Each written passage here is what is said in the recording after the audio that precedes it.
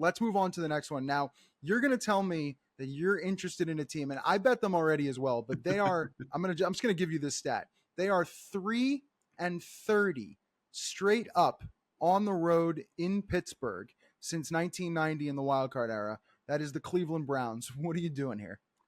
Look, I don't need the Browns to win. I just need the cover. Give me That's Browns +7. Look, we already bet the under here. Not looking great right now. The total's gone up 3 points. I don't mind. I still feel good about the under. This game just happened a few weeks ago. With 12 minutes left, it was 10-6. Nothing is happening. The Browns are winning back and forth all the way. Like, we've been watching the Browns lately. We watched Monday night, back and forth. Heartbreak on the Browns +6, whatever line you had down the stretch.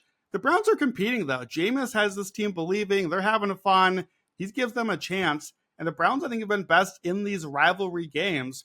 Pittsburgh's defense, last 6 games, is second to last against the run. Their pass D has been really good, but I think Nick Chubb can find some success here, especially in what looks like another windy game. Helps our under, hopefully. Browns defense has been better early in games. Steelers are much better second half. So I think that sets up for the Browns to hang in, maybe lead early on. And really, it's just too many points here. 7 full points. 5 of the last 9 meetings in this rivalry have been a one-score game. I don't really care if the Browns lose. They just need to keep it within one score. Jameis as over field goal underdog, 21-11-1 ATS, 66%. AFC North division games late in the season, you want the underdog, 63% against the spread. I just think, too, it's a bad spot for Pittsburgh. We've seen this with Tomlin for a long time. We bet him in the rah-rah spots. We fade him in these big comfy spots. They just beat Cincinnati in a big spot as an underdog.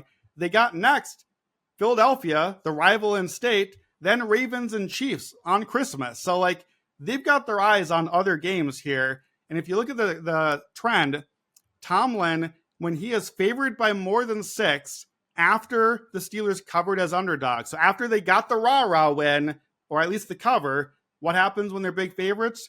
3-9 against the spread in Tomlin's career. So it's a small sample, but we don't have a lot of chances where the Steelers were a big favorite and just came out and like laid the smackdown. This is an emotional letdown spot. I'm just taking the +7, and I don't really care what happens if the win or the loss. Just give me the cover, Browns +7. Yeah, sometimes Jameis giveth, sometimes Jameis taketh. Last week he taketh, this week he should be giveth.